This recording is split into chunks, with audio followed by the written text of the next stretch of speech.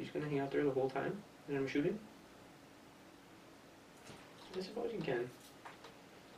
Yeah. Yeah. Oh, hello. I'm Brian Hank, and this is a strategy video on the game Coup. Being successful in Coup really takes two sets of skills. You have the cold, hard math probability deduction type skills, and then you also have the fluffier being able to deceive someone and detecting when somebody is deceiving you. So I'm going to focus more on the former, and I'll leave the latter up to you. So for this video, I will first be going over some high-level strategies just with the early and late game. Then I'm going to move into deciding how and when to challenge someone. And then I'll talk about the art of assassination. And lastly, just some general tactics. And as always, you can go to my blog, theforbiddenlimb.com, and get a text version of this analysis too, with some more detail. So now on to high-level strategies. Normally when I talk about strategy progression in a game, I usually start off with an early game or maybe some opening moves, then a middle game, and then a late game or an end game. And that doesn't really work very well in Coup because Coup is so short. But I do see there being a pretty strong distinction between early game and late game. So I'm going to stick to those. Whereas in the early game, you are just looking for information. And you can pretty much pretend to be anybody in the early game, and no one's going to call you on it because they don't have enough information to do it with much confidence. In the late game, people have a lot more information. And it's more about being the correct characters, or at least pretending to be, so that it puts you into a position to win the game, usually a race up to 7 coins. So that's really the difference. I'm going to start off now just talking about the early game. Here, ideally, you're the Duke, where you can just take 3 coins every turn and start gaining a coin advantage while you watch other people and try to gather information just through other people's actions. It's also good to be the assassin, because if you can assassinate somebody early on, it knocks them down in influence and they're much less of a threat to you.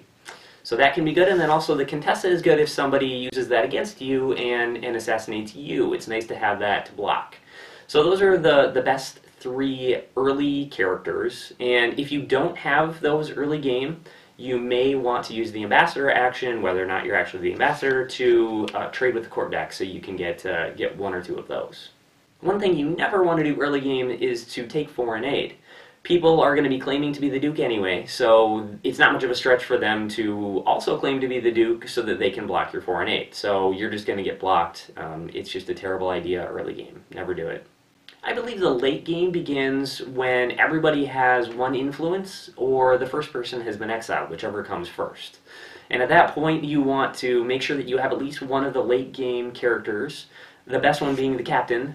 The captain will help you control the cash flow in the game and will help you win the race up to 7 coins to execute the final coup, which will help you win the game, hopefully. So captain is best. The Contessa is also very good and is a close second. The Contessa will be able to block any assassinations, which might knock you out of the game early. So Contessa is excellent. The assassin is decent as well. Still, even in the late game, there'll be a lot of Contessas out there likely. So people might block your assassination and you'll be out 3 coins. So that can hurt quite a bit. But the assassin can be pretty good, especially if you gather enough information and know what other people have. If you don't have 1 of these 3 characters, you might want to take the ambassador action and trade with the court deck to try to get 1 of them, if you don't think that someone's going to challenge you on it, or you actually are the ambassador. So when I said foreign aid is something you don't want to do early game, it actually is something that you may want to do late game. Taking foreign aid doesn't give anyone information about who your character is. They can't challenge it. They can block it, but if they do block it, then it gives you information about who they are, or at least who they claim to be, and gives you an opportunity to challenge them if you think that they are deceiving you. A lot of games come down to 2 or 3 people having 1 influence, and if you are in this situation, you'll want to take 1 of 3 actions. 1 being to pretend that you're the captain or be the captain so that you can steal, You can control the economy this way. You can make sure that you win the race to 7 coins if you're racing with just one other person. But you can be getting coins and you can be taking coins from others. So the captain is extremely valuable in these situations. Another option would be to be the Duke. As long as nobody else is the captain, you can just get 3 coins per turn and you can win the race to 7 coins that way. Lastly, you can be the assassin. You actually have to be the assassin though, because that way you can get to 3 coins and not have to race all the way to 7, and then hopefully assassinate someone to win the game. But of course, if somebody is about to be exiled, they will challenge you on being the assassin, so you actually have to be the assassin for this to work.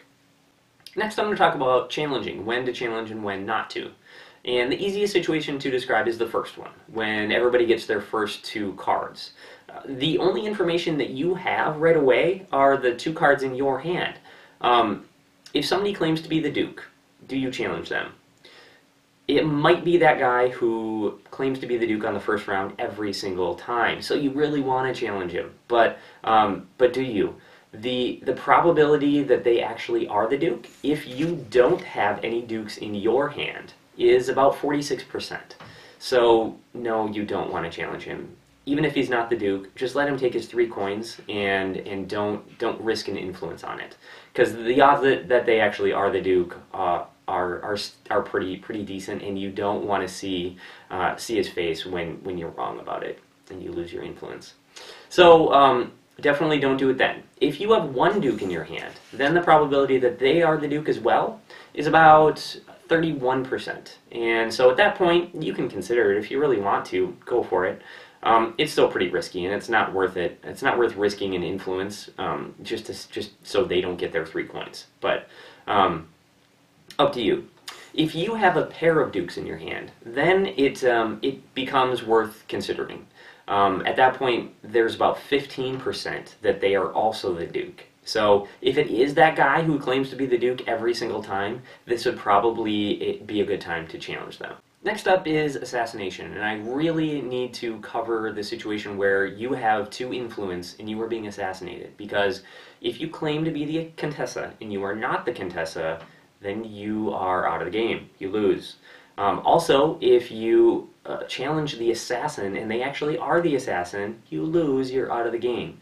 So basically, if you have 2 influence and you're being assassinated, just take it.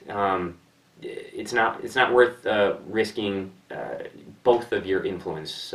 Just live to fight another day. Now I'm going to finish up the video with a few general tactics, and the first one being that you should use pairs to your advantage. So as we saw in the Duke example, if you have 2 out of the 3 cards of a single character, if the third one is face up, you know for sure that somebody else who's claiming to be that character is bluffing. So you can call them on it right away. Otherwise, if you're not sure, it still gives you a lot of information, and the chances that they actually are that character are significantly lower. So you can challenge them with more confidence. So that's one way to use pairs. Another way to use pairs is that it's a little tougher, but if you lose one of your influence to somebody else who challenges you, or you're wrong, you're caught bluffing or something, then if you quickly still use that character's action, somebody might think that you just did it by mistake, and they're going to catch you, challenge you, and you'll lose your last influence. But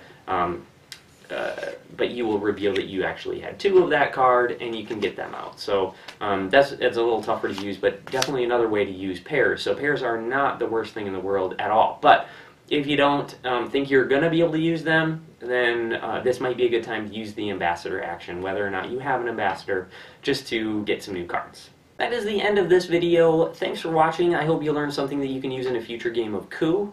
As always, you can go to my blog, theforbiddenlimb.com, and there you will find a text version of this analysis.